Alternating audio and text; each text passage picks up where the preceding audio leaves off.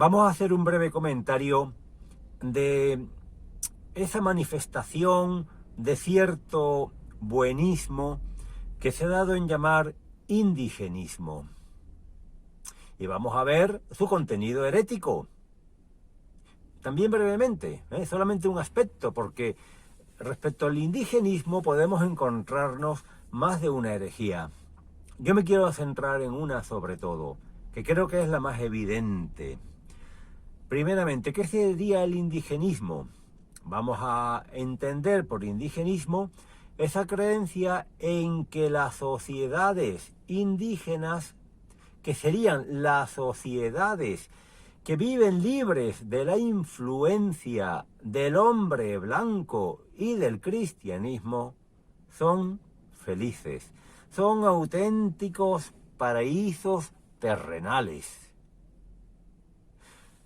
Sociedades en las que todo es armonía, en las que no hay guerras, en las que no hay luchas, en las que no hay envidias, en las que no hay ningún sufrimiento derivado de malas relaciones entre los hombres. Se pone como ejemplo muchísimas veces el estado de la América precolombina. ¿Cómo era América antes de que llegaran allí los españoles? ¿Cómo era América? Y se presenta como un paraíso. Llega el hombre blanco, que encima es español. ¡Uy, vaya tela! Que encima es cristiano, el colmo de la degeneración. Y entonces América se pervierte y se convierte en un infierno. Bueno, más o menos esa es la disparatada posición del indigenismo. Aquí lo primero que vemos claramente es que parece que haya como una influencia rusoniana, ¿verdad? Decía Rousseau que el hombre es bueno por naturaleza, pero la sociedad lo pervierte. Habría que preguntarle a Rousseau qué sociedad, ¿verdad? Porque la sociedad surge de forma natural y desde luego en América había sociedades. Claro que había sociedades. ¿Qué vemos aquí de contenido herético? Yo diría que principalmente el pelagianismo. Aquí se ignora el pecado original. El pecado original ha herido a la naturaleza humana, provocando en nosotros esclavitud. Nos dice la carta a los hebreos, ¿verdad? Hebreos 2, 14, 15.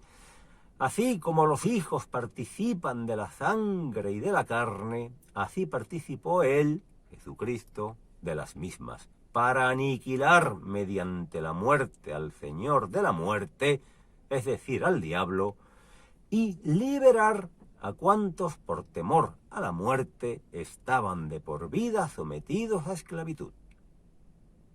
Todos sometidos a esclavitud. Una esclavitud que arranca precisamente de la caída.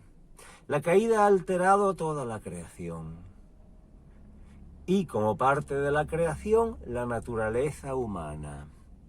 A partir de la caída, las relaciones humanas no son naturalmente armónicas y pacíficas, sino que ya necesitamos de la gracia. Pelagio creía en un poder de impecancia del hombre. Impecancia, capacidad de no pecar con sus propias fuerzas, con sus propios recursos naturales. El hombre tiene capacidad de no pecar, ¿no? Impecancia. Y esto es una ilusión. Esto es una ilusión. Esto es desconocer completamente al hombre. Es desconocerlo. Esto ya altera cualquier visión antropológica. No hay antropología sólida, realista, que no considere la herida del pecado original. No hay más que ir a cualquier parte del mundo, incluso al propio paraíso americano precolombino que no existió. Posiblemente hayamos visto todos o casi todos la película Apocalipto de Mel Gibson. Eso molestó mucho, esa película molestó mucho a los indigenistas. ¿Por qué? Pues porque mostraba, y solo en parte, lo que hay. Mostraba que efectivamente allí había una serie de imperios dominantes que oprimían a las sociedades más débiles. ¿Por qué razón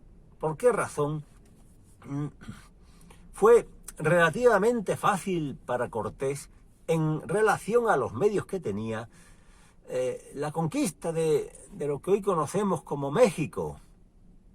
Pues precisamente por la cantidad de aliados indígenas que tuvo para hacer frente al imperio azteca. Los aztecas, como los incas, como los mayas, dominaban cada uno en su zona y oprimían y mataban a los miembros de otros grupos. Y fue por eso que se unieron a Cortés.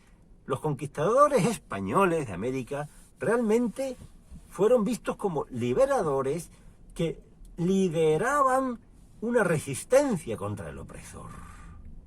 Por supuesto, no vamos a caer ahora en el error gordísimo de pensar que los españoles no tenían la herida del pecado original. Se trata simplemente de acercarnos con serenidad a un episodio de la historia. Entonces, resumimos, el indigenismo es una manifestación de la herejía pelagiana que niega los efectos del pecado original y hace pensar que el hombre puede hacer el bien por sus propias fuerzas, es decir, que tiene un poder de impecancia por el cual él solito puede sustraerse del pecado. Claro, si eso es así, ¿para qué Jesucristo se encarna? ¿Para qué? Realmente necesitamos ser salvados. Nosotros conocemos por la revelación que necesitamos ser salvados y por eso Jesucristo, el Hijo de Dios, viene a la tierra. Y esto es para todos. No ha venido a salvar a los de Medio Oriente, a los que vivían en lo que es Tierra Santa, ni ha venido a salvar al hombre blanco, a todos los hombres. Todos pecaron y todos están privados de la gracia y de la gloria de Dios.